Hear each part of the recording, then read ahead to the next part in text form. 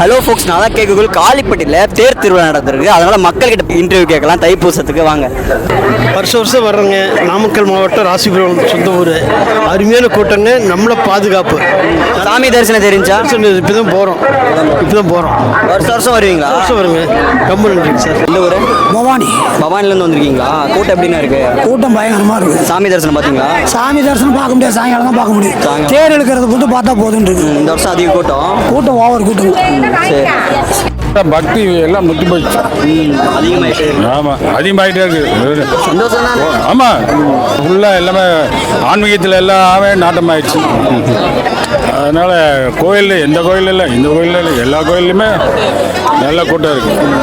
பக்தி ரொம்ப இதாகிடுச்சு. அதெல்லாம் பார்த்தீங்கன்னா ஃபோக்ஸ் வீடியோவில் செட்டிங்ஸ் சேஞ்ச் ஆகி ஸ்லோ மோஷனில் வீடியோ எல்லாமே ரெக்கார்ட் ஆக ஆரம்பிச்சிருச்சு. அதனால் நிறையா பேர் சூப்பராக பேசியிருந்தாங்க. அவங்க இதெல்லாம் பதிவாகாமல் போயிடுச்சு.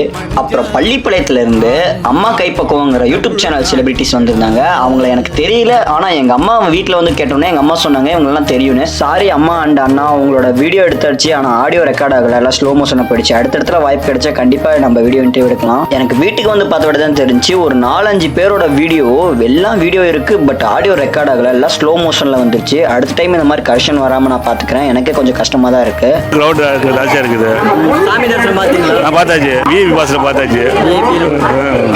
சேலம் உணவுப்பட்ட வருஷம் வந்துருவீங்க. வருஷம் வந்துட்டு இருக்கிறோம். ஹலோ நான் புருஷன் சாமி தரிசனம் பார்த்தீங்களா? சாமி பார்த்தேன். அரோகரா சொல்லு. சத்தமா சொல்லு.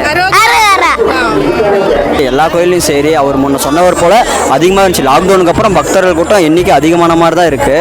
அதனால ஒரே நிமிஷம் இப்போ சொல்றேன். அதாவது கூட்டங்கள், பக்தர்கள் கூட்டம் எண்ணிக்கை அதிகமாயிட்டு இருக்குது. அதனால ரொம்ப சந்தோஷமா தான் இருக்கு. எதனால பார்த்தீங்கன்னா எப்போ பக்தர்கள் கூட்டம், பக்தி கூட்டம், அதாவது பக்திங்கிற எண்ணம் இன்க்ரீஸ் ஆகுதோ அப்போ வந்து தவறுகள் நடக்கிறது கொஞ்சம் குறையும். அதனால தான் நான் சந்தோஷம் சொன்னேன்.